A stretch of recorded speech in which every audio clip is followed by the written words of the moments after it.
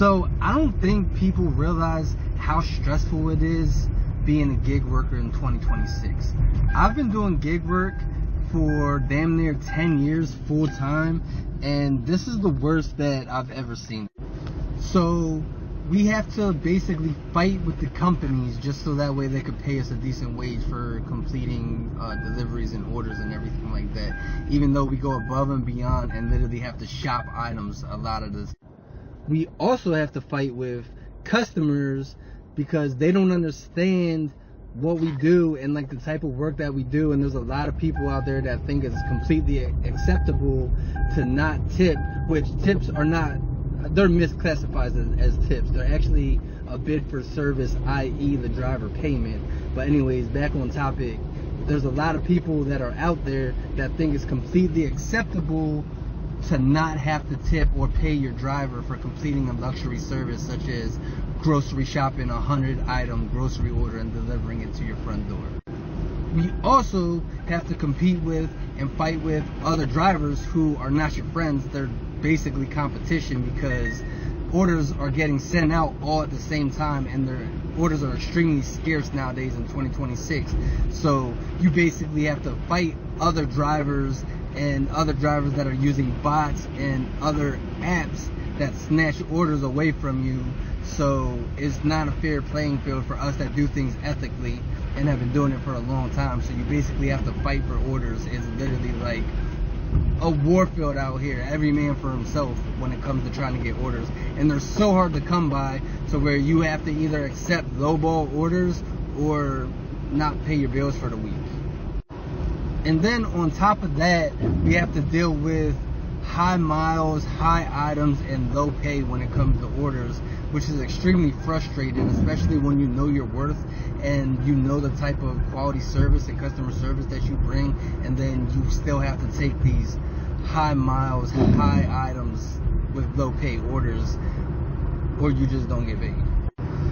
On top of that, we have rising gas prices that are almost $4 a gallon in some locations, $5 a gallon in locations. So if you're taking these high mile orders that are going extremely far and you're paying $5 per gallon in gas, and you're burning 1 or 2 gallons to drop off and to come back on these high mile orders, then you're essentially spending $10 just for that order. So if you're making only $10 for the order, it evens out. You're not making any profit. You're doing the work for free. You're not getting paid for it. And then on top of that, we got maintenance expenses. We're in a high tax bracket. We got to pay taxes. If your car breaks down, you have to have a contingency fund so that way you can get your car back up and running, because if your car's broke down, as however many days go by, you're losing money and you're not making money at the same time. So every day that goes by, you're losing out on potential profits and making money. So that's extremely frustrating too. So you have to get your car fixed as soon as possible, because bills don't stop when your car's broke down. So you still have to pay your bills, so you're losing that money and you're losing income at the same time. So it's just like not good at all. And then on top of that, you also have to have your contingency fund for if your vehicle breaks down, you have to be able to buy your vehicle, a new vehicle, and that goes into the same thing as your maintenance expenses, because if your vehicle breaks down, every day that goes by, you're losing money. So compare that with having to fight drivers, the company not wanting to pay you, they want to pay you less and less so that they can put more billions in their pockets, and customers not wanting to pay for these luxury services. The shit is so stressful. And like, before you say, oh, you chose the job, some of us don't have the luxury or the privilege to be able to work a 9 to 5, which is why I've been doing this for so long. Some of us, that's a luxury and a privilege to be able to work a 9 to 5, man, to work a regular job. I know, because I've been working and busting my ass since I was 14 years old, and I enjoy doing this. But you shouldn't say because somebody's getting paid less, or they're not getting paid at all, or people think it's not acceptable to not pay them, your main argument shouldn't be, well, you picked that job. Your main argument should be, well, like, why is this happening, and what can we do to fix this and rectify the situation? Because everybody deserves to get paid for their services and for their time and for working. Like, nobody should be working for free. So that's just like a pessimistic, manipulative way to look at it, to justify like being a piece of shit for the company, justifying them not paying us, justifying people not tipping us or paying us for our services and stuff like that. There's really no justification for that type of behavior, and it's weird to try to like narcissistically manipulate the situation to justify that type of behavior, if that makes sense. So, I don't know, man. It's really stressful out here. So I don't know. Is anybody else having issues like this in their zones, or how long have y'all been doing it? Is it still feasible where you're at? Because it's getting really bad, man. And like I said, with these crackhead drivers snatching up orders, it's literally getting worse and worse.